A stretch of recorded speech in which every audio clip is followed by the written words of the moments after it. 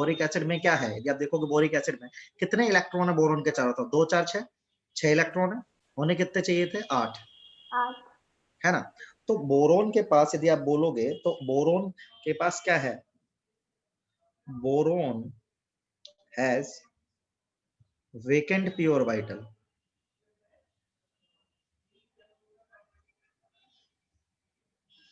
so it can accept lone pair, right?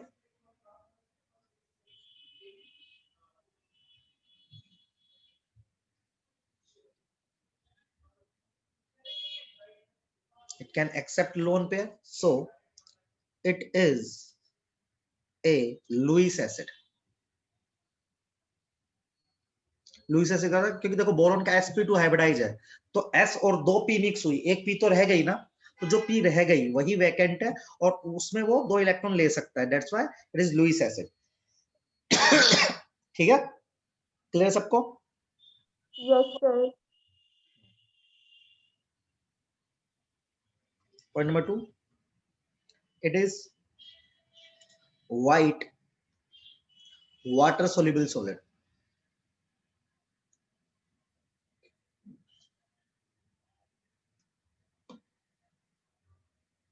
ठीक, पहले लिखेंगे सब लोग, फिर मैं आगे बढ़ूंगा। सर सेकंड पॉइंट का मतलब क्या है? कौन सा सेकंड पॉइंट बेटा? बेटा ये तो इसकी प्रॉपर्टी है, व्हाइट कलर का पाउडर टाइप होता है, बेकिंग पाउडर टाइप, इसको पानी में घोलो घुल जाएगा वो, इस तरह का है। मतलब ये व्हाइट इसका कलर होता है? व्हाइट इसका कलर है। Okay sir.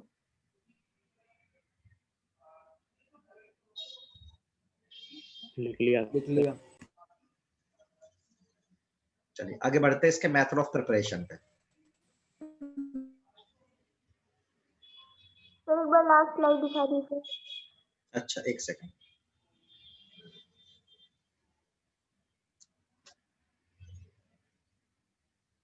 Okay sir. तो मेथड ऑफ प्रिपरेशन क्या है इसका, मैं पहले ही बता चुका हूं आपको। बोरेक्स होता है, फैमिली रिएक्शन में सारा अपन लिख चुके हैं। इसमें यदि आप एसिडिक मीडियम डालेंगे, मान लो H2SO4 डाल दिया, H प्लस मतलब एसिड डालना होता है, तो ये कन्वर्ट होता है H2B4O7, और इसमें यदि हम पानी डाल देते हैं तो एक इसमें कन्वर्ट हो जाता है बोरिक एसिड में। सर ये बोरॉन के एक्सट्रैक्शन में भी था ना ये? हाँ वही, मैंने पूरी फैमिली रिएक्शन ही ऐसे बनाई है, उसमें आप बोरेक्स बनाना भी सीख सकते हो, बोरेक्स से ये सीख सकते हो, तो उसको याद कर लिया तो सबके मेथड ऑफ प्रिपरेशन याद हो गए ना। हाँ सर। इसलिए मैंने लिखवाया था ये नेक्स्ट। रिएक्शन इनऑर्गेनिक में है? हाँ क्या? इनऑर्गेनिक रिएक्शन है ना ये? हाँ बिल्कुल, हीटिंग इफेक्ट, तो इसको हीट करते तो एक शानदार क्वेश्चन होता है। तो बोरिक एसिड को यदि आप हीट करेंगे तो हीट करने पे ये बनता है HbO2, ठीक है, और उसको हीट करते जाओगे आप तो बनेगा H2B4O7, तो ये है बोरिक एसिड। ये इसको बोलते हैं मेटाबोरेट, मेटाबोरिक एसिड मतलब, इसको बोलते हैं ऑर्थोबोरिक एसिड, नहीं टेट्राबोरिक एसिड, इसको बोलते हैं ऑर्थो, एक्चुअली नॉर्मल वाले को ऑर्थो बोलते हैं, ऑर्थो मेटा टेट्रा।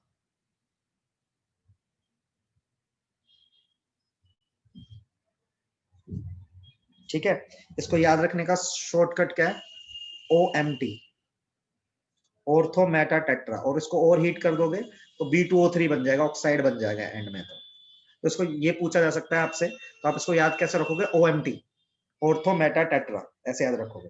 ठीक है, लिखो इसको भी।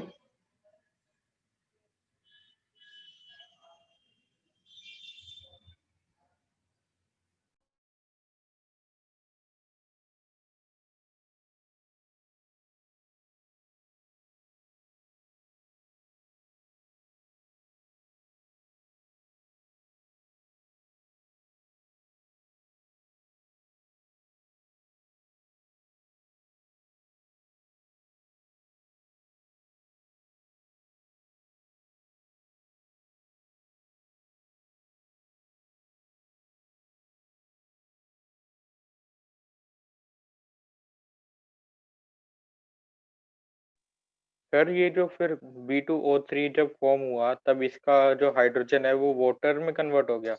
हाँ जी बेटा, किसी भी अपन ने नहीं पढ़ा अभी कुछ दिनों पहले इस ब्लॉक में कि ऑक्साइड में पानी डालते हैं तो क्या बनता है, एसिड बनता है। तो B2O3 में यदि तू पानी डालेगा, ठीक है, B2O3 में यदि तू पानी डालेगा ना बेटा, तो बोरिक एसिड ही तो बनेगा उसका हाँ सर। रेस्पेक्टेड, तो इसको हीट करेगा तो वो बन जाएगा। सही है, यस सर। लिख लिया sir. Done. Excuse me sir, हाँ जी बेटा, सर जब मेटाबोरिक एसिड को हीट किया आपने, हाँ जी, ये लो, ठीक है। तो पहले ऑर्थो को बनेगा मेटा, मेटा का बनेगा टेट्रा। सर इसमें कुछ ऐड नहीं किया। बेटा हीट कर रहे हैं ना, ऐड क्यों करेंगे, सिर्फ हीट कर रहे हैं, सिर्फ हीटिंग इफेक्ट है इसका कि हीट करने से, जैसे बोरेक्स का भी तो हीटिंग इफेक्ट था। बोरेक्स में पता है क्या बनता था, याद है कि इसको मेटाबोरेट बोरेक्स बीट टेस्ट, ऐसे इसका हीटिंग इफेक्ट है।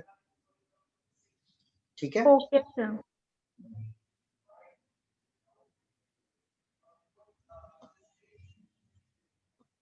चलो नेक्स्ट बात करते हैं एसिडिक नेचर की, इसके एसिडिक नेचर की।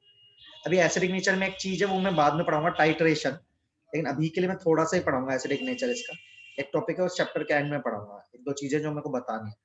एसिडिक नेचर क्या है, मतलब क्या है, देखो पहली बात तो एक होता है आरिनियस एसिड। आरिनियस एसिड क्या होता है, जो H+ देता है। तो पहला पॉइंट है बोरिक एसिड ना, इट इज नॉट दी, ये तो मैंने आपको ऑर्गेनिक में पढ़ाया था, है ना, Arrhenius sir. Acid. Arrhenius acid क्या होता है तो पता है ना, H+ डोनर क्या होता है अपना, हाँ सर। है ना। तो बोरिक एसिड को देख के लगता है कि H+ देगा लेकिन दे नहीं पाएगा, ठीक है। तो it is not the Arrhenius acid because all hydrogen are bounded by hydrogen bonding। तो इसके सारे के सारे हाइड्रोजन ना बेटा H बाउंडेड रहता है, हाइड्रोजन बॉन्डिंग हो रखे होते तो फ्री नहीं होते। कैसे, मैं आपको दिखा भी देता हूं। सर ये दोबारा बताना। एक मिनट, अभी जब डायग्राम बना दूंगा ना तो ज्यादा अच्छा समझ में आएगा। इसकी शेप फिर ट्रायंगुलर प्लेनर कैसे रहेगी? प्लेनर ये देख अभी बना रहा हूँ, कोई दिक्कत हो तो बताना, बस 1 मिनट दे दे बस।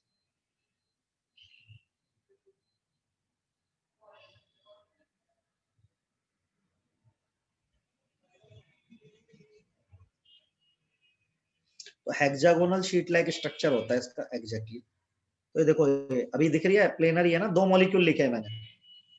तो देखो इसके ये को यहाँ पे हाइड्रोजन बॉन्डिंग हो गई, तो ये वाला H और ऐसे ये सारे H बाउंडेड रहता है, ऐसे हेक्सागन बनते जाएंगे, ठीक है। तो it has 2D sheet like structure,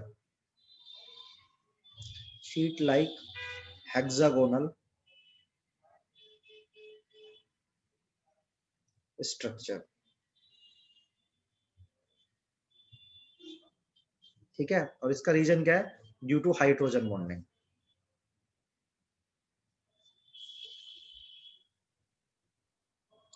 तो ये H जो रिलीज होने थे ना बेटा, देखो ये बाउंड हो गया हाइड्रोजन से, OH, समझ रहे हो आप। तो ये H+ नहीं पाएगा, बट ये कौन सा एसिड है, it is Lewis acid. Acid है ये, लुईस एसिड है, मेरी बात समझ रहे हो आप। ये H+ रिलीज नहीं कर पाता क्योंकि जो इसके H+ है वो ऐसे ये वाले H भी बाउंडेड रहेंगे, सारे H बाउंडेड रहेंगे, तो H रिलीज नहीं कर पाता है। तो कायदे से इसे आर्नियस एसिड होना चाहिए था, लेकिन हाइड्रोजन बॉन्डिंग के कारण ये अपने H रिलीज नहीं कर पाता है, इसीलिए ये आर्नियस एसिड नहीं होता, ये एक लुईस एसिड होता है। क्लियर है अभी? ये बेस के साथ रिएक्ट करता है या नहीं करता? क्या बेस के साथ रिएक्ट करता है? करता है, लेकिन अलग तरह, मतलब लुईस बेस के साथ कर लेगा। ठीक है। हाँ बोलो बेटा। हाँ सर रिपीट कर दो। एक बार बता दो। सर ये 2 लुईस बोरॉन कैसे आ बेटा, गए? बेटा 2 मॉलिक्यूल है अलग अलग, ये एक मॉलिक्यूल है, ये अलग मॉलिक्यूल है, ये तो ये इनके बीच में इनफाइनाइट हाइड्रोजन चेन है? बॉन्डिंग हो रही है। क्या? इनफाइनाइट चेन है इनकी? हाँ इनफाइनाइट चेन है, एक साथ एग्जिस्ट करते हैं ऐसे इनफाइनाइट ऐसे चेन हाँ में? पूरी शीट बनी होती है ऐसे पूरी, यदि माइक्रोस्कोप से देखोगे तो। लुईस एसिड होता है बेटा जिसमें वो सेंट्रल एटम की ऑक्टेट इनकम्प्लीट होती है, ये बताया ना बेटा, देखो sp2 हाइब्रिडाइज है ये, तो एक p खाली है तो उसमें ये इलेक्ट्रॉन ले सकता है ना कविता, यस सर। तो वो लुईस एसिड है। तो आर्नियस एसिड नहीं होता। कोई पूछेगा ये कैसा एसिड है, तो आप बोलोगे आर्नियस नहीं होता है, लुईस होता है। आर्नियस में दिक्कत है, वो H+ अपने रिलीज नहीं कर पाता क्योंकि हाइड्रोजन बाउंडेड रहता है। Okay sir. सर और एक कुछ? बार इसे रिपीट कर दो। बेटा ये रिपीट तो करा, मैं करूँ H+ देख, H2SO4 क्या देता है तुझे, H+ देता है ना। हाँ सर। तो S3BO3 को भी H+ देने चाहिए थे, लेकिन नहीं दे पाएगा क्योंकि जो H है ना, ये जो H देख रहा है, ये H ना हाइड्रोजन बॉन्डिंग हो रखी है, यहाँ पे भी हो रखी है, तो H ना फ्री नहीं है, ऐसे सारे H फ्री नहीं है। तो इसका 2D शीट लाइक स्ट्रक्चर होता है, हेक्सागोनल स्ट्रक्चर, पूरी पूरी शीट है ऐसे ही है। तो जितने भी H है वो फ्री नहीं है, बाउंडेड है, समझा हाँ शीट सर। का मतलब क्या है? क्या? शीट का मतलब क्या है? शीट का मतलब शीट ही है, शीट मतलब कैसे बताऊं, अब प्लेनर शीट है पूरी पूरी। मतलब पेज, जैसे भाई नोटबुक देखो का पेज मिल भी होता है। गई, ये देखो ये किताब पे बना ना हेक्सागन, दिख रहा है क्या? अरे डायमंड जैसी ये पिछले साल देखना, पड़ी थी जो। इस किताब पे बना है, यस बायोलॉजी सर। किताब यहाँ पड़ी है, दिख रहा है ये वाला, हाँ सर हाँ। देखो कहाँ से कहाँ गया, बायोलॉजी किताब है, मैडम छोड़ गई है, पढ़ भी रखा है इसमें, DNA वीएनए लिखा हुआ है।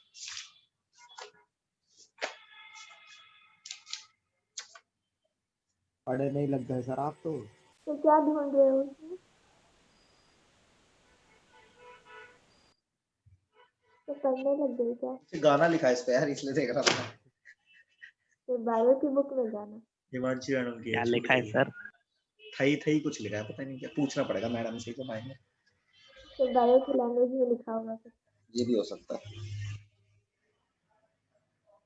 अच्छा सर, तो ये मतलब H3BO3 एग्जिस्ट करता है या वो सिर्फ हाइड्रोजन बॉन्डिंग करके एग्जिस्ट करता नहीं है? पूरा एग्जिस्ट करता है, ये अलग से मॉलिक्यूल एक्सट्रैक्ट करना हो तो कर सकता है, अलग से उसकी स्ट्रक्चर ऐसी होती है। H3BO3 एग्जिस्ट करता है या नहीं? बिल्कुल करता है ना, ये करता है। ये करता है, ये हमने अलग से ले रखा है तब करता है ये।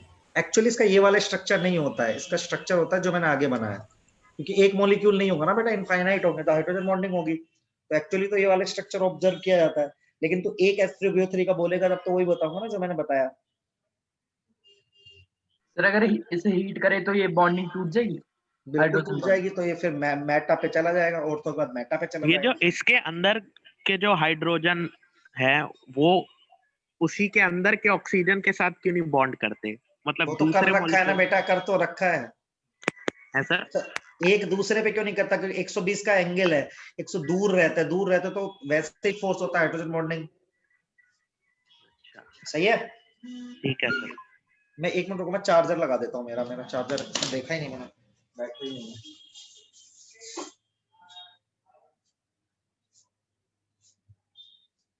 सर ये 2D लिखा हुआ है ना? हाँ 2D है। Okay thanks.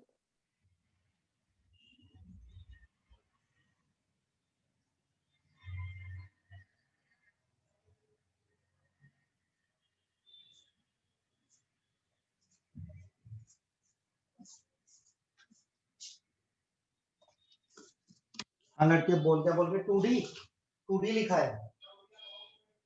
Okay sir.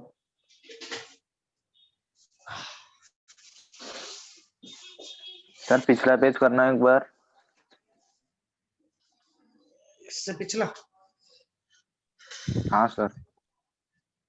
ये ले भाई, पर फिर ये मतलब एंड कैसे होएगा?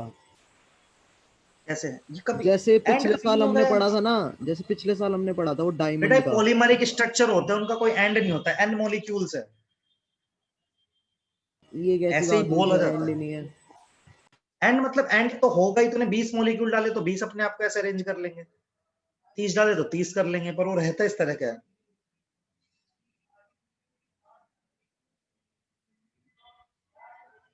इसलिए तो हमने सिंगल मॉलिक्यूल का भी स्ट्रक्चर बताया ना आपको।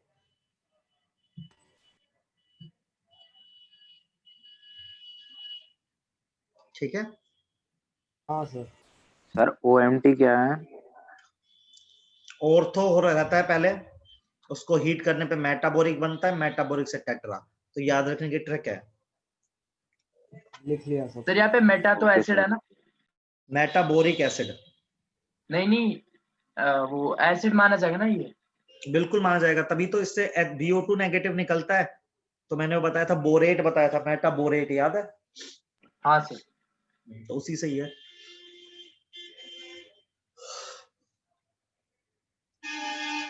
आगे बढ़ो। ये ऑर्थो से जब मेटा पे जाता है स्ट्रक्चर वही रहता है, हेक्सागोनल नहीं नहीं नहीं नहीं बदल जाएगा ना स्ट्रक्चर्स का, मॉलिक्यूल ही बदल गया ना बेटा। सर इनकी बीच की जो बॉन्डिंग होती है वो स्ट्रॉन्ग होती है या वीक है? हाइड्रोजन बॉन्डिंग वीक होती है बेटा, सबसे वीक मतलब सर एक और ionic बार से- दिखाना। भाई तो कितनी देर से था पहले? सर मेरा नेट चला गया था उस टाइम।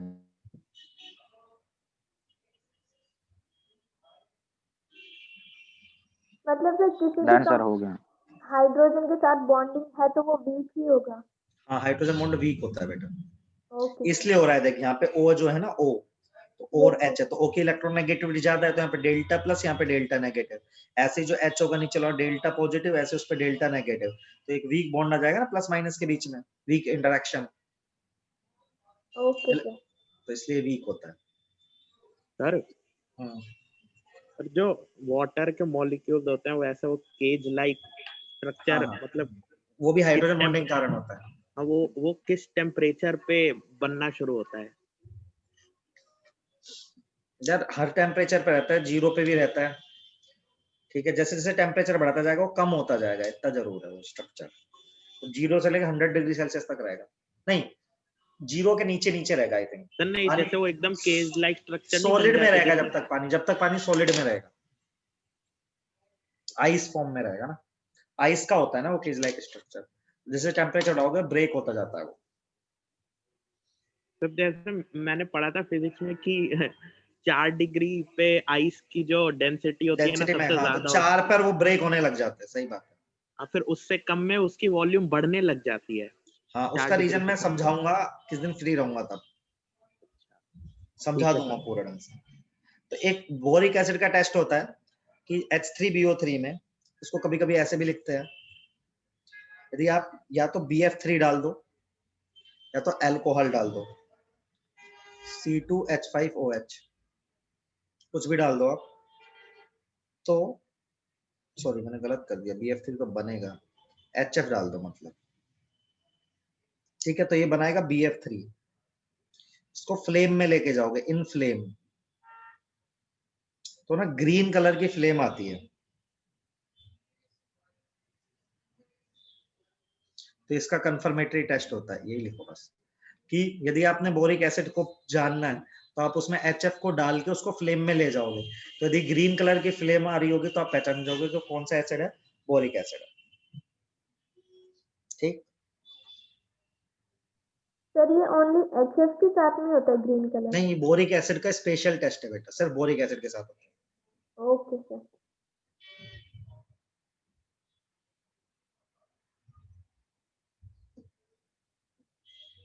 लिख लिया सर।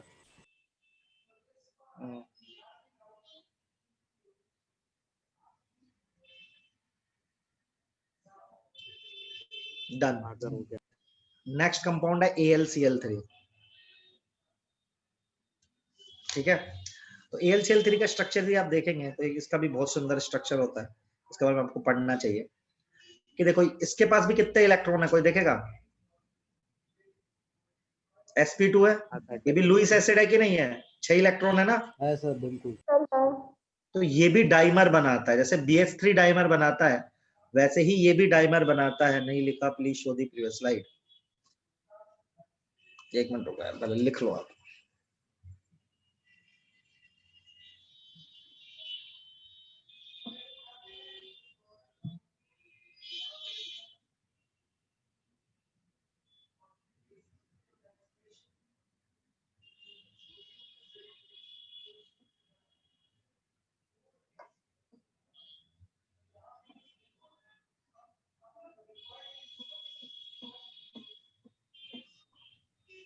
सर हो गया? हाँ बोलो लड़के। नहीं नहीं, इसके बाद आपकी कोई क्लास है? इसके बाद तो नहीं है, बताओ। डाउट था थोड़ा सा, लास्ट में बता सकते हैं? ठीक है बता सकते हैं। तो देखो ओके। ये डाइमर बनाता है, डाइमर कैसे ध्यान से देखना, जैसे B2S6 था ना डिक्टो वही है ये भी। B2S6 मैंने बहुत अच्छे से पढ़ाया था ना आपको। हाँ सर, बनाना बॉन्डिंग। हाँ तो इसमें क्या है ना, बनाने में तो इसमें एक अलग तरह की होती है, वहां पे इसमें क्या हो रहा disperse था। नहीं होता। हाँ, तो इसमें क्या होता है, देखो यहाँ पे डिस्पर्स होना चाहिए था, देखो यहाँ पे हमने ये वाला बॉन्ड डिस्पर्स करा था, लेकिन इसके पास ऑलरेडी लोन पेयर है, क्लोरीन के पास लोन पेयर होते हैं ना, सही हाँ है। सर। तो क्लोरीन क्या करेगा, अपने लोन पेयर एल्यूमिनियम को डोनेट कर देगा, ऐसे कोऑर्डिनेट बॉन्ड बना लेगा, ठीक है। तो ये स्पेशल टाइप की बॉन्डिंग है, यदि आप देखोगे यहां से लेके यहां तक जो मैं मार्क कर रहा हूँ, बनाना नहीं बोलते इसको, यहाँ पे कितने सेंटर है, 1 2 3 सेंटर है, और इलेक्ट्रॉन कितने हैं, 4, दिखे सबको। इस रीजन में जो मैं बता रहा हूँ आपको, ठीक है, इस रीजन में जो मैं आपको बता रहा हूँ, इस पूरे रीजन में यदि आप चेक करेंगे तो इलेक्ट्रॉन कितने हैं, 2 यहाँ पे, 2 यहाँ पे, 4, सेंटर कितने, ये ऐसे 2 बॉन्ड है इसमें, और 2 सेंटर 2 इलेक्ट्रॉन, कितने बॉन्ड है इसके अंदर, 4। समझ रहे हो कि नहीं समझ रहे हो? देखो वहां पे हाइड्रोजन के पास लोन पेयर ही नहीं थे, हाँ सर। वहां पे हाइड्रोजन के पास कुछ ऑप्शन ही नहीं था, लेकिन क्लोरीन के पास लोन पेयर होते। जब क्लोरीन सिंगल बॉन्ड बना रहा है, इसका मतलब 3 लोन पेयर है इसके पास। तो एक लोन पेयर ये अपना एल्युमिनियम की वैकेंट ऑर्बिटल में डाल देता है, तो ये बनता है डाइमर। ये क्या बनाता है, डाइमर।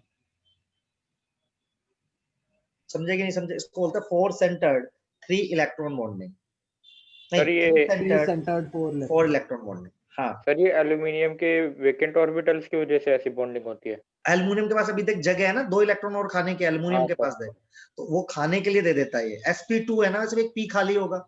sp2 ठीक है। मतलब क्या, s और 2 ही p हाइब्रिडाइज हुए, एक p तो इसके पास बचा है ना, ऐसे। हाँ सर।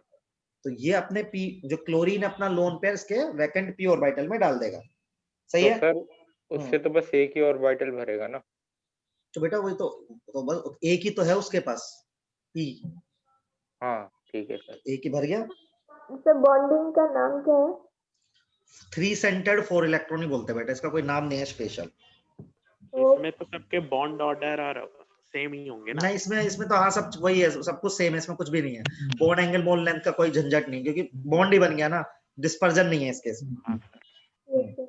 इसमें इतना ही पूछा जाएगा जितना मैंने लिखा है। सर ये डाइमर तो इसके पूरे स्ट्रक्चर का नाम होता है। हाँ, ये डाइमर है, ये ये Al2Cl6, तो ये इस फॉर्म में एग्जिस्ट करता है ना, AlCl3 इस फॉर्म में एग्जिस्ट करता है। Okay sir. मैं लिख देता हूँ, AlCl3 is dimer in solid state.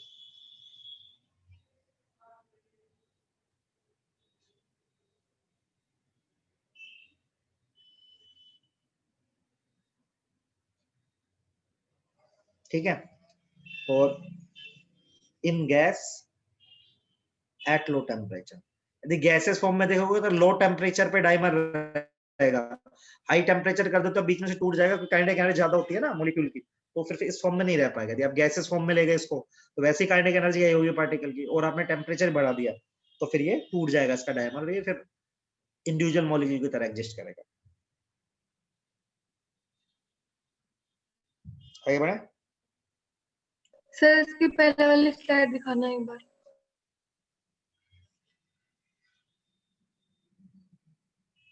Okay sir.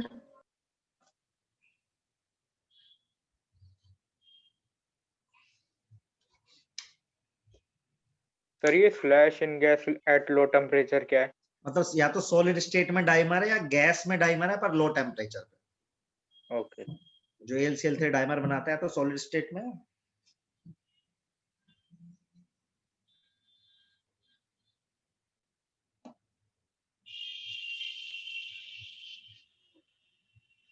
आगे बढ़े। Sir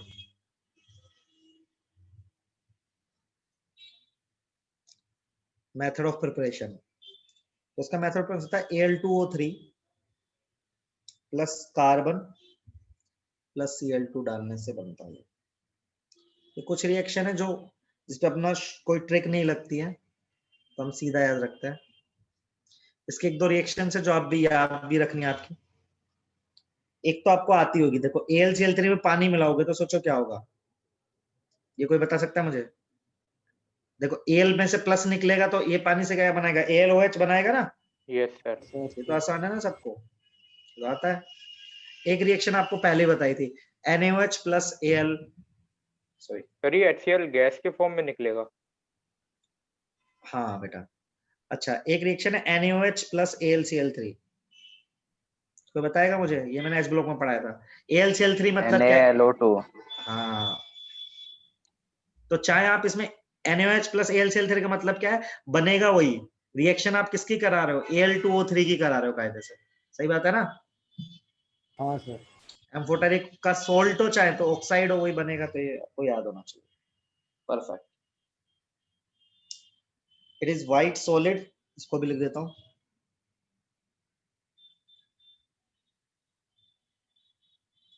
white solid Lewis acid.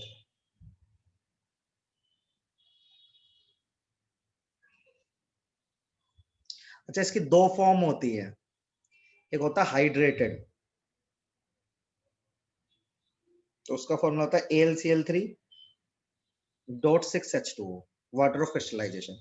एक होती है एनहाइड्रस,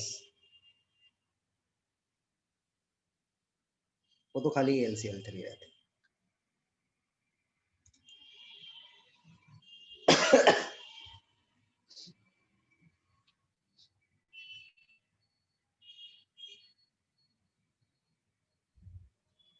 सर जो आपने फर्स्ट वाली रिएक्शन लिखी ना ऊपर, मेथड ऑफ प्रिपरेशन के नीचे में, क्या क्या ये वाली? हाँ ये, इसका क्या करूं? इससे जो गैस है वो CO निकलती है। हाँ CO, carbon monoxide. Okay sir. Sir ये जो आपने दो रिएक्शन लिखी है किस लिए है? ये दोनों बेटा AlCl3 की रिएक्शन है, इसकी रिएक्शन है ना ये दोनों। Okay sir. ये दोनों में पहले से भी आती है। और लिख लिया सर। अभी बढ़ रहा हूँ, कुछ लोग लिख रहे हैं, अभी 2 मिनट बाद बढ़ूंगा।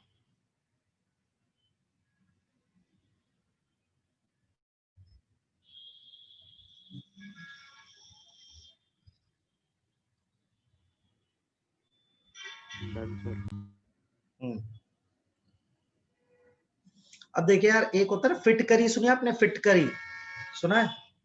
एलम। एलम, तो एक होती है एलम फैमिली, मतलब एलम ना बहुत तरह के, फिटकरी के जैसे ही ना बहुत तरह के कंपाउंड, उनको अपन एलम बोलते हैं। इनका जनरल फॉर्मूला क्या होता है मैं बताता हूँ आपको। M2SO4, ठीक है, M-2SO4 whole thrice dot 24H2। ऐसे आप इसको कंपेयर कर पाओगे सीधा फिटकरी के फॉर्मूले से। K2SO4 ऐसा होता है ना, सर ये फिटकरी क्या है? Al2SO4 पोटास एलम बेटा एक कंपाउंड होता है ना। फिटकरी नहीं पता? अरे पहले वो जब शेप वेव बनाना चाहते हैं, पत्थर का टुकड़ा सा होता है। ये जो वाइट सा होता है हाँ बेटा, इसी को तो बोलते हैं पोटाश एलम। तो खाली अपन जो यूज करते हैं पोटाश एलम होता है, लेकिन कई तरह के एलम्स होते हैं। हर एलम का जनरल फॉर्मूला ये होता है, ये जनरल फॉर्मूला, जिसमें पहली मेटल जो होती है ना वो M प्लस में होती है, जैसे K प्लस होता है, और जो दूसरी मेटल है M डैश वो M3 प्लस में होती है। देखो जैसे पोटेशियम है वो K प्लस है और एल्युमिनियम Al3 प्लस है, तो इससे जो कंपाउंड बनते हैं उनको बोलते हैं अपन एलम, ठीक है। इनका एक्वस सॉल्यूशन, ये क्या इन दोनों को ऐड कर रहे हैं एक साथ? एसिडिक, हाँ इनको ऐड कर रहे हैं एक साथ K2SO4? ऐड नहीं करे, जनरल फॉर्मूला है ना बेटा ये। हाँ ये पूरा एक कंपाउंड होता है ये पूरा। अच्छा एक ही कंपाउंड है। हाँ, और इस ऐसे कंपाउंड के टाइप को बोलते हैं एलम फैमिली। इसमें पहली मेटल रहती है, जैसे क्रोमियम का एलम होता है तो क्रोम एलम बोलते हैं, पोटाश है तो पोटास एलम बोलते हैं। तो अलग अलग मेटल हो सकते हैं, एम और एम डैश अलग अलग हो सकते हैं, लेकिन शर्त इतनी कि एम होना चाहिए M+1 और एम डैश होना चाहिए M3+। ठीक है सर। इनका एक्वस सॉल्यूशन एसिडिक होता है, pH less than 7।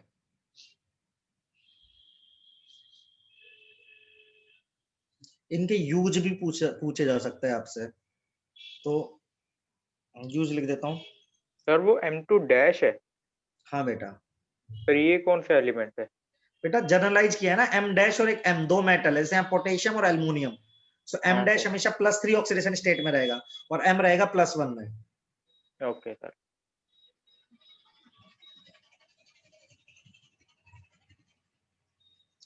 So it is use as mordant. Mordant क्या होता है मैं बताता हूँ।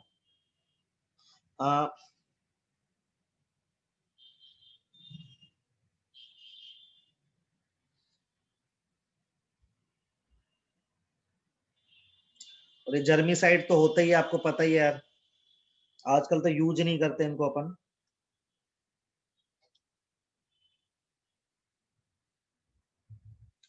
देखो मोरडेंट क्या होता है, जो कपड़ा होता है ना, व्हाइट कपड़ा, कपास से जो कपड़ा बनता है उसमें कलर अपन डालते हैं ना, सेट करते हैं, देखा है किसी ने कभी? हाँ सर। तो वो डाई होती है ना, उसको उस कपड़े पे सेट करने का काम करता है फिटकरी। कभी किसी कपड़े वपड़े में खादी वादी में जाओगे तो दिखेगा, तो मोरडेंट बोलते हैं उसको। मोरडेंट होता है ऐसा सब्सटेंस जो डाई को ना कपड़े पे सेट कर दे। तो वो कैसे करता है? बेटा वो ना प्रेसिपिटेट बनाता है कलर के साथ, वो कपड़े पे चिपक जाता है फिर। पेंसिल जैसा चिपका दो। और उसे डाई में डालते हैं या फिर पानी में डालते हैं? यार कैसे बताऊं मैं, एक प्रोसेस डाई होता को है पूरा। स्टेंसिल में डालते हैं और स्टेंसिल छाप देते हैं। प्रोसेस होता है, मैं कैसे बताऊं, यदि कि कोई राजस्थान गया तो साफे पहनाते हैं, साफे, किसी ने साफे देखे हैं? वो जब उसको हमारी भाषा में बोलते हैं, मैं तो राजस्थान से हूं ना तो मुझे बहुत अच्छे से पता, हमारे यहाँ पे घर में बहुत होता है, कलप लगाना बोलते हैं उसको, कलप। तो चावल के पानी में फिटकरी विटकरी डाल के वो कलर उस पर सेट किया जाता है, एक प्रोसेस होता है, कभी देखना, कभी याद कर। तो मैं तो अपनी आंखों से देख। सॉलिड फॉर्म में डालते हैं क्या? क्या? सॉलिड फॉर्म में डालते हैं क्या हाँ, फिटकरी? नहीं नहीं सॉलिड, हाँ वो तो घुल जाएगा ना, फिटकरी तो घुल जाता है, पानी में रख दो घुल जाएगा। कितना बड़ा? हाँ कितना बड़ा लेते हैं, छोटा सा? यार अब ये तो कैसे बताऊं, ये मैंने देखा है, मैंने कभी खुद से नहीं करा तो मुझे नहीं पता, लेकिन मतलब थोड़ा सा छोटा सा लेते हैं क्या सर्कल टाइप में? ये तो मैंने देख रखा है शायद। कलप लगाना बोलते हैं, यदि तुम उधर से बिलोंग करती हो तो थोड़ा ही लेते हैं, तो राजस्थान पीस देते हैं उसको। हाँ तो उसको थोड़ा पीस देते हैं और फिर डालते हैं। अच्छा। वो एक टेम्परेरी वे होता है करने का। और मेरे को जो फिटकरी नहीं पता क्या होता है। नाई की दुकान पे नहीं गए कभी? सर गया वो कई बारी। तो उससे बोलियो फिटकरी कहाँ है तेरी, आजकल वो आ गया यार, क्या बोलते हैं उनको, क्या बोलते हैं उनको, शेव बनवाने के बाद क्या लगाते हैं? लोशन। हाँ आफ्टर शेव आ गया, नहीं तो पुराने जमाने में फिटकरी ऐसे रगड़ देता था, कट पिट जाए तो सेटल हो जाता था मामला। तो देखा नहीं यार, तुम तो ज्यादा ही हो गए। अभी जाना किसी के पास, रोड साइड पे जाना, उससे बोले फिटकरी दिखाइयो, दिखा देगा। ठीक। सर दिल्ली में एक लगता है मार्केट, उसमें यूज करते हैं फिटकरी, या ये जो कलर वाला है? डाई जहाँ करते हैं ना वहाँ पे करते हैं। तुमने वो मूवी देखी है रब ने बना दी जोड़ी? नहीं सर। उसमें एक सीन आता है, जो वो बाइक वाला सीन देखा है, जब अनुष्का शर्मा बाइक चलाती है, तो जो चारों तरफ कपड़े कपड़े नहीं लगे होते, वैसे फैक्ट्री में जाना पड़ेगा इसके लिए आपको वो सुखा रहे ही होते हैं, तो उसमें डलता है मोर्डेंट, डलता है मोर्डेंट, पूरा एक सब्सटेंस डाल के उसको सुखा देता है, कलर सेट होता है। सर फिटकरी का और क्या यूज है? फिटकरी जर्मीसाइड होता है बेटा, एंटीसेप्टिक होता है, कहीं कट पिट जाए तो लगा लो। इम्प्योरिटीज को नीचे सेटल करने के लिए भी यूज होता है। हाँ जी, वो भी बोल सकते हो, जर्मीसाइड इसलिए लगती है। एंटीसेप्ट भी होता है, एंटीसेप्टिक भी होता है। ठीक है, फ्लोटिंग व्लोटिंग कर देता है ब्लड की ना, जब कट पिट जाए तो। मैंने कल ही देखा था अभी। अच्छा सर एक बार पीछे करना। Done sir. डन। तो यहाँ पे हमारी बोरोन फैमिली खत्म होती है लगभग। अभी कुछ चीजें, एक दो कंसेप्ट जो मैंने छोड़ा है क्योंकि आपको अभी समझ में नहीं आएंगे, लेकिन मैं इस चैप्टर के एंड में जरूर करूंगा। अब स्टार्ट करूंगा कार्बन फैमिली, दो ही आपके सिलेबस में। तो कार्बन फैमिली एलिमेंट कौन कौन से? कार्बन, सिलिकॉन, जर्मेनियम, एसएन और पीबी। ये छोटी है, इसमें ज्यादा नहीं पढ़ना पड़ता। इसमें +4 ऑक्सीडेशन स्टेट स्टेबल रहती है, पर नीचे जाने पर कौन सी ऑक्सीडेशन स्टेट स्टेबल हो जाती है? +2। इसका रीजन पता है सबको? Inert pair effect. General configuration का NH2 NP4 सबका ऐसे ही होता है ना, कार्बन का देखोगे तो 2s2 2p4 ऐसे चलता जाएगा। अच्छा, तो कार्बन क्या है? नॉन मेटल है। ये दोनों क्या है? मेटलॉइड्स। और नीचे जाने पे तो आपको पता ही मेटल का टेम्परेचर, तो ये क्या है? मेटल्स। इनके ऑक्साइड की बात करो तो आपको पता है CO2 कैसा ऑक्साइड होगा? एसिडिक। SiO2 नहीं होता कॉन्फ़िगरेशन। क्या क्या? NP2 नहीं होता? गलत लिख दिया क्या? सर मैं कह रहा हूँ NH2NP2 नहीं होता? कार्बन के एटम नंबर कितना 6 होता है ना, तो 1s2 2s2 2p 2। हाँ यार गलत लिख दिया, गलत लिख दिया। आपने 4 लिखा है। हाँ मैं वो गलती से वो 4 वैसे याद रखे, NH2NP2 होगा, सही बात है। ठीक है, ये एसिडिक होते हैं, एंड में जाओगे तो बेसिक हो जाएंगे मेटल्स दोनों, तो SnO2 तो PbO2। ये तो आपको मैंने याद कराया कैसे होता है, ये तो लिखवाए थे ना यार, आपको याद हो तो? हाँ सर। चलो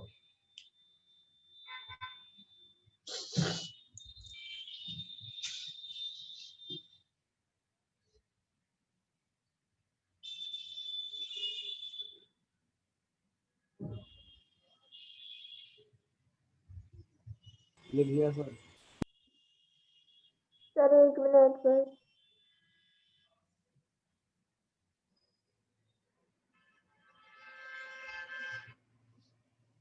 पढ़ाएंगे एलोट्रोप्स ऑफ कार्बन।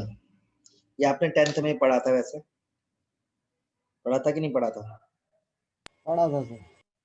सर पढ़ा था। बस थोड़ा सा उसमें 1-2 बातें एक्स्ट्रा बतानी है।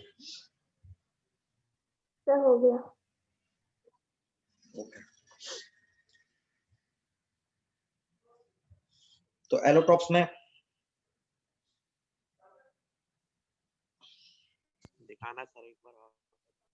एक सेकंड रुको, ज्यादा स्पीड कर दिया क्या आज मैंने? हैं?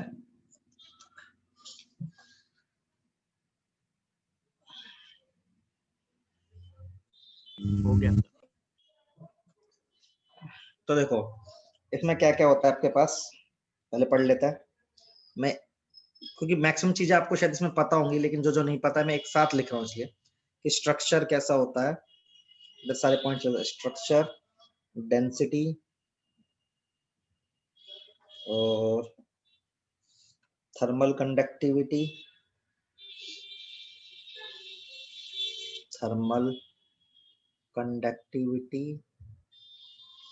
इलेक्ट्रिकल कंडक्टिविटी,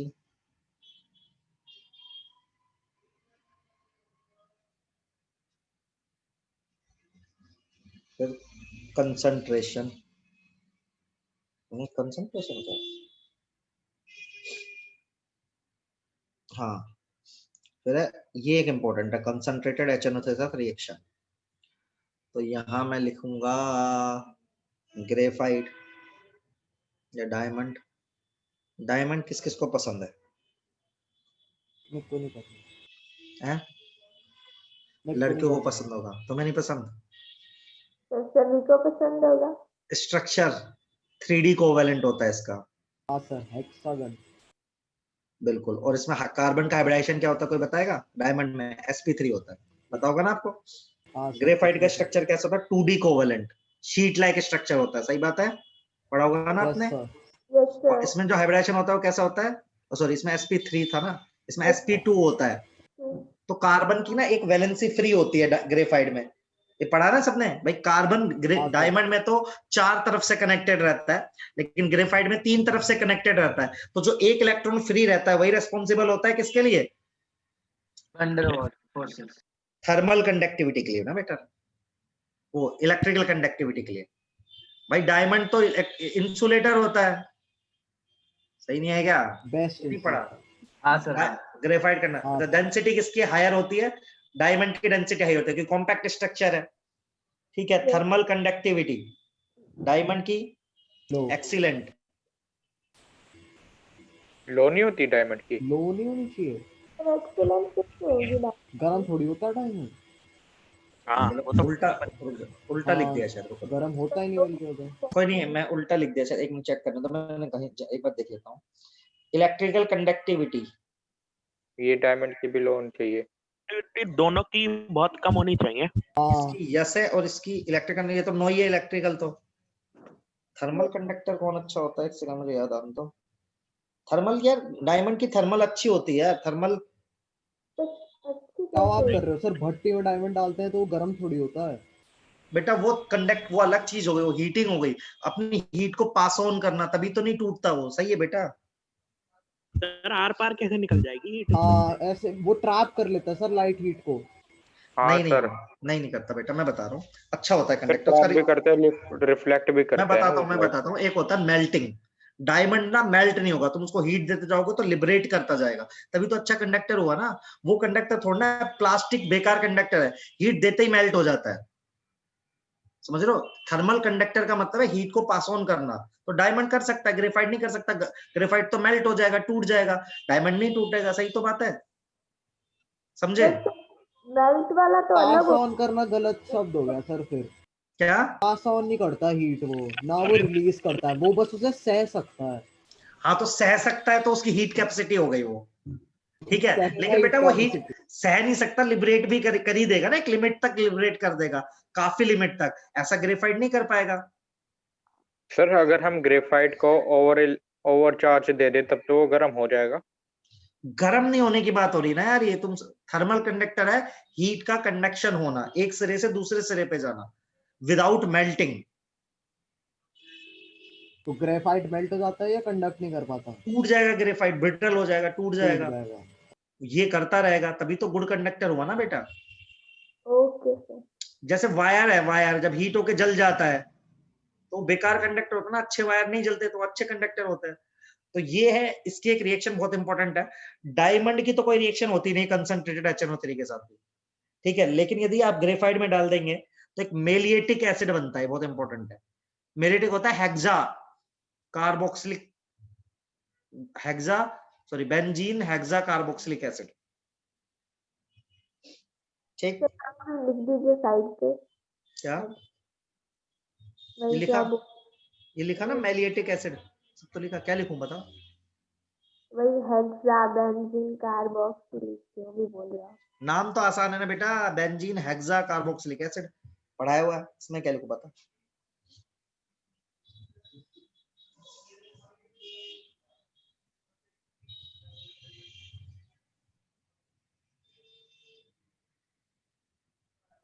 सर ग्रेफाइट की थर्मल कंडक्टिविटी के बारे में कोई इंफॉर्मेशन नहीं है?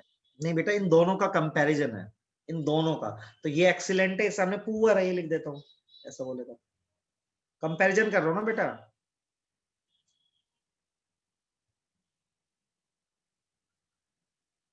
कैसा लिखा गया है?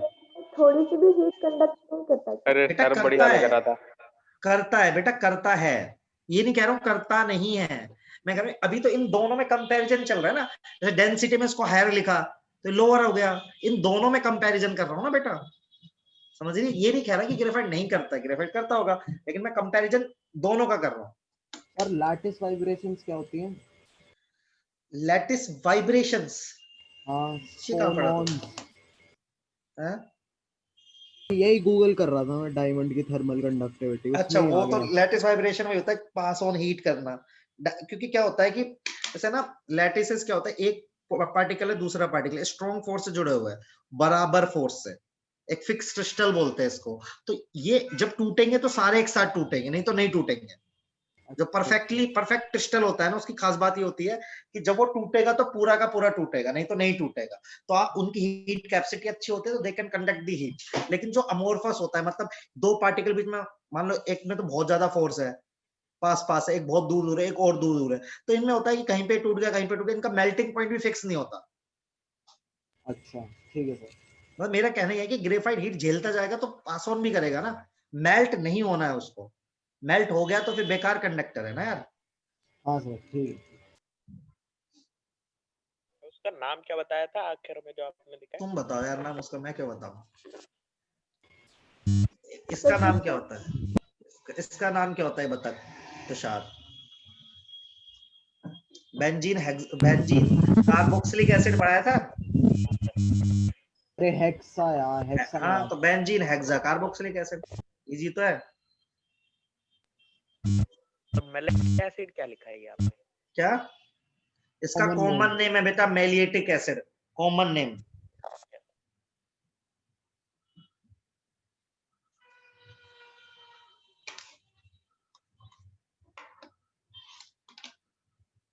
लिख लिया सर। बेटा वंश ग्रेफाइट की डेंसिटी कुछ नहीं है, इन दोनों का कंपैरिजन करा है, तो एक हाई है तो एक लो है, बस वैल्यू थोड़ी ना लिखी मैंने, समझे नहीं यार तुम। ऐसे मान ले वंश तू और मैं है, हाइट का कंपैरिजन हो तो क्या लिखेगा बता? तू लंबा है तो मेरी हाइट 0 थोड़ी ना है, तेरे कंपैरिजन में लो है, समझा क्या? अरे वंश हाँ सर। समझा कि नहीं समझा बता, आगे सर। दूसरा एग्जांपल दे। नहीं सर, ये एग्जांपल बहुत है। समझ गया? आगे बढ़ो बे। हाँ चलो सर बढ़ जाओ। एक और आइसोटोप होता है, आपने सुना होगा शायद। अरे एक और आइसोटोप होता है, हाँ ना तो कर दो। हाँ सर, कुछ फुटबॉल सर होता है। फुल बाल है। नाम क्या था प्रदीप उसका? से नाम है उसका शायद। फुलरीन। हाँ ऐसे नहीं सर, पूरा लिखो। पूरा ही लिख रहे हैं। ब्लक वो बक मिनिस्टर फुलरीन होता है, तो एक टाइप होता है, पर ये जनरल वो है जो मैं बता रहा हूँ आपको, तो इसके बारे में लिखता है। जो साइंटिस्ट के नाम पे था।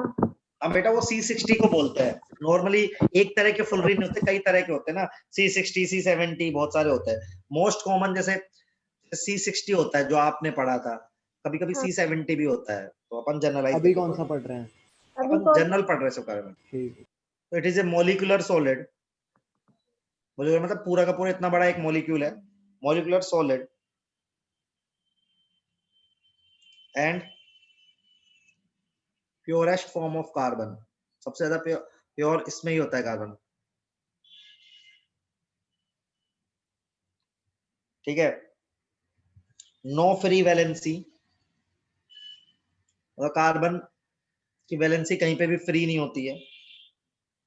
एरोमेटिक होता है, अभी आपको पता नहीं है कि एरोमेटिक क्या होता है, लिख लीजिए, मैं एरोमेटिक बता दूंगा। ठीक है, बेंजीन जैसा दिखने वाला होता है, ठीक है, जैसे बेंजीन पढ़ा है ना, कॉन्जुगेटेड सिस्टम, ऐसा ही होता है, इतना समझ में आएगा। sp2 हाइब्रिड कार्बन होता है इसके अंदर।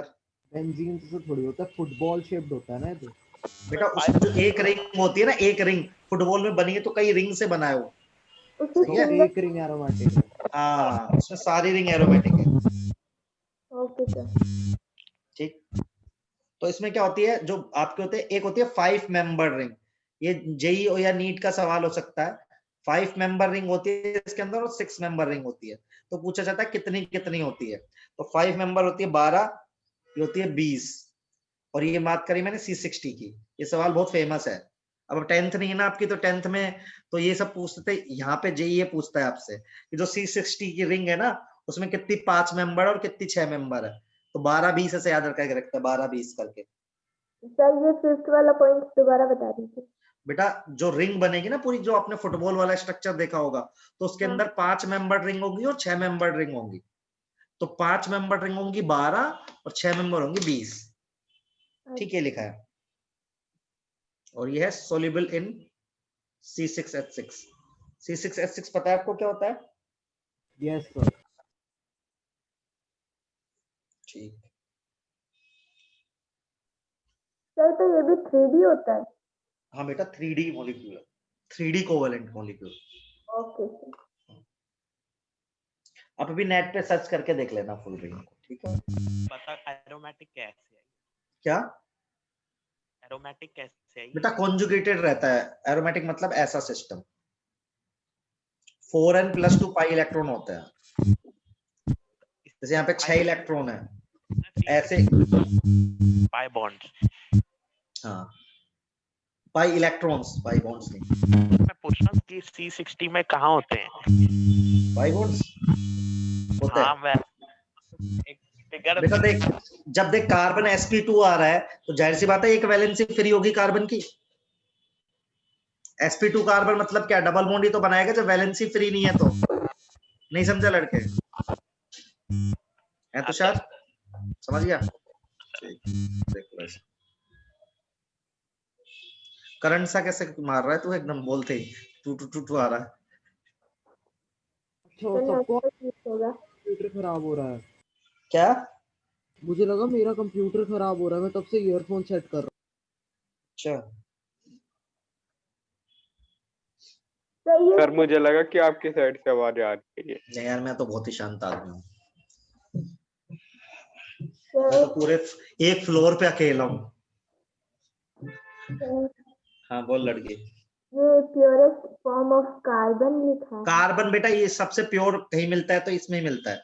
मतलब प्योरेस्ट फॉर्म नेचर में फुलरीन को प्योरेस्ट मानते हैं, डायमंड और ग्रेफाइट को नहीं मानते। डायमंड में तो तेने देखा होगा, डायमंड तो प्योर होता ही नहीं, कहाँ पे अर्थ क्रस्ट में से खोदना पड़ता है। और ग्रेफाइट भी कहाँ प्योर होता है एकदम प्योरेस्ट का मतलब क्या होता है सर? शुद्ध, एकदम कार्बन। शुद्ध कार्बन। कोक भी पढ़ा। मतलब किस टाइप में शुद्ध? क्या बोल रही है? मतलब प्योर कैसे बिल्कुल? प्योर मतलब बेटा जैसे डायमंड और ग्रेफाइट है तो मेटलर्जी पढ़ी थी 11th क्लास में, तो सॉरी 10th क्लास में। मेटलर्जी होती है तो उसमें जो मेटल होता है वो कंपाउंड फॉर्म में मिलता है, उसके अंदर कुछ कुछ मिट्टी विट्टी होती है, समझ रही है? ओट्स उसको वगैरह। गैंग बोलते हैं। तो उससे हाँ, वो प्योर मतलब कि इम्प्योरिटीज की परसेंटेज कम होती है, कार्बन ज्यादा होता है। अच्छा। सर हाँ जी बोलो। आप तो करंट नहीं मारा तूने तो शायद, बता। मैं भूल गया सर। ये लिख लिया, आगे बढ़े। नहीं हाँ सर। सर। अगले में तो मुझे खत्म ही करना है चैप्टर। मैं पूछा था कि एक कोक भी तो होता है, वो नहीं प्योर है। कोक मतलब बेटा कार्बन ही होता है, वो कोई ना कोई फॉर्म में होगा, या तो ग्रेफाइट होगा, तो फुलरीन होगा, या तो डायमंड होगा। सही है। Coke is carbon. कार्बन के 3 फॉर्म होते हैं ना बेटा।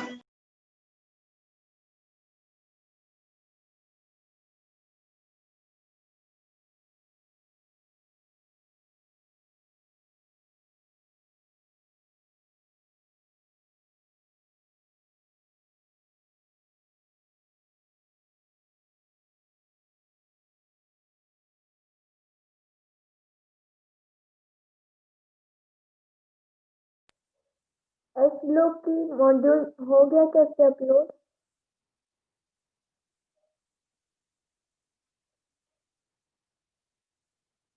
अभी नहीं हुआ शायद। क्या हुआ? हाँ बताओ लड़की, क्या कह रही हो? सर मैं ये पूछी थी, एस ब्लॉक का कर दिया आपने वो अपलोड मॉड्यूल?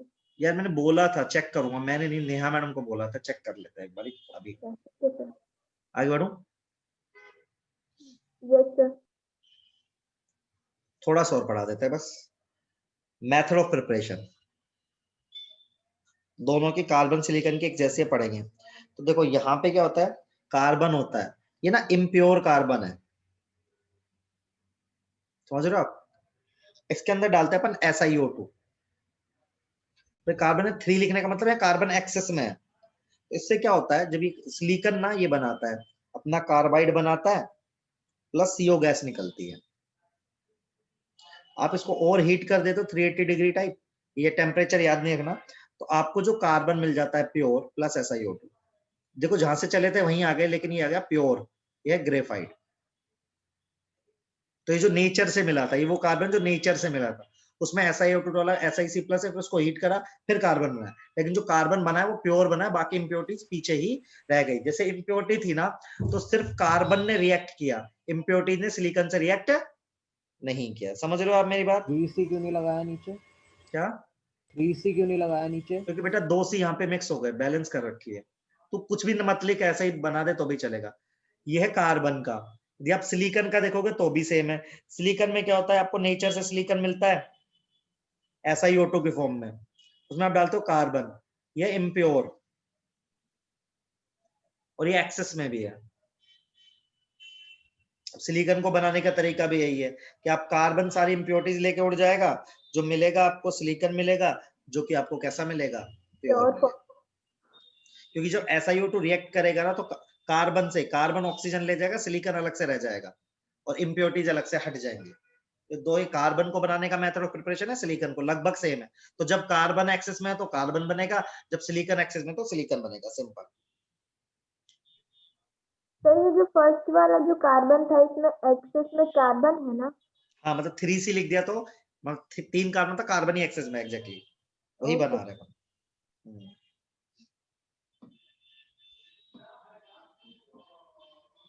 हाँ सर हो गया।